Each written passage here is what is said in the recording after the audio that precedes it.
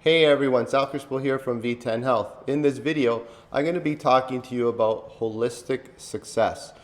Now, in the dictionary, success is defined as an uncountable noun, or in other words, something that cannot be measured. And that's because success really means something different to everyone, right? We all have a different idea of what success is. And the reason for that is because we all have a unique soul and heart desires, right? So all our souls, are different. Some souls want to paint, some souls want to sing, some souls want to build empires, some souls want to teach, right? So you're trying to figure out what you want, and what your idea of success is really the first step. And that's important to understand because a lot of the times people around you, like it could be your parents or siblings or friends, they have their own ideas of what success is, and they can impose that on you. Now it is out of love most of the times, but it's not really going to help you if you listen to them, because if you do end up listening to somebody else's idea of success and following through with that against your own, then that's going to create inner turmoil. It can create, resentment toward whoever pushed you in that direction, or even against yourself because you didn't, stand up for yourself and say, hey, no, that's not for me. I have my own idea and I'm going to go after my own version of success. So, yeah, that's really step one. That's important. Understanding what success looks like for you. And before you do that, I want to say that a lot of people make the mistake of thinking success is this monomaniacal thing, right? Where they just chase this one thing, whether it's like a financial goal or whatever, and as a result, they sacrifice everything else around them. Instead, think of success as something holistic. You need to understand that just like in health, where I teach, the body, mind, and spirit, all important parts, because if you don't include any one of those three players, you're not going to perform. Your team is not going to perform at a high level. It's the same thing with success. If you sacrifice all these vital, important areas in your life just to achieve this one area, it's not going to be your ideal version of success. It's like, becoming, finally attaining a financial goal, but you really sacrifice your health for it. Is that really a success, right? Or you create this wonderful business, and at the same time you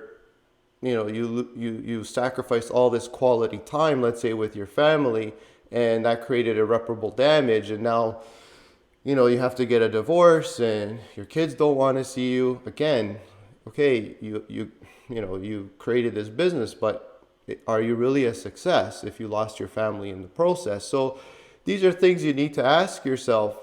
Am I being really too narrow-minded when it comes to my success? So I say, and I will explain this more in the next video, you need to have a vision of yourself. You need to know what the most important roles are in your life and what they look like at their best. Like for me, I want to be the best dad that I can be. So I've journaled on that. I say, okay, how am I going to be the best dad that I can be? What does that look like? How am I going to talk to my son, treat my son, and all these different things. So and then it doesn't end there. Then as an entrepreneur, what does Sal look like as a successful entrepreneur? As an educator, how am I going to educate at my best, right? So, and I could go on, right? As a brother and, as a son and whatever it could be, how can I be my best and really set an example, inspire others to do the same.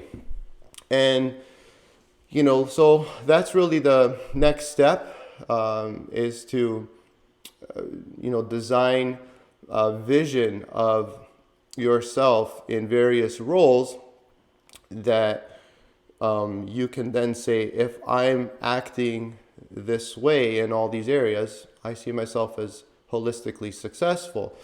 And really, that's important because I can't tell you how many times people come to me, right? You could be saying, well, what does success have to do with health? A lot of times people have this, narrow focus, and they've chased whatever it is. It could be the building of a business or financial gain and a certain goal. And in the process, they've sacrificed their health.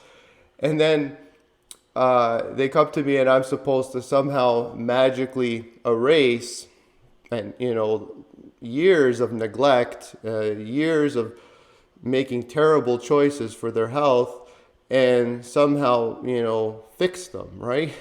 And it's not going to happen.